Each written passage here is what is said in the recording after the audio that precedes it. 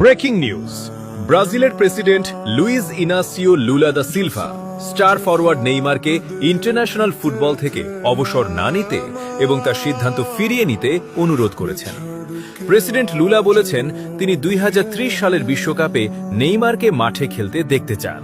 তিনি দৃঢ়ভাবে বিশ্বাস প্রকাশ করে বলেছেন যে ব্রাজিল 2030 সালের বিশ্বকাপ জিতবে এবং নেইমারই ক্যাপ্টেন হিসেবে সেই ট্রফি তুলবে। এছাড়াও নেইমারের বাবা ইনস্টাগ্রামে বলেছেন নেইমারকে 2030 ফিফা বিশ্বকাপ পর্যন্ত খেলা চালিয়ে যাওয়ার জন্য অনুরোধ করেছেন।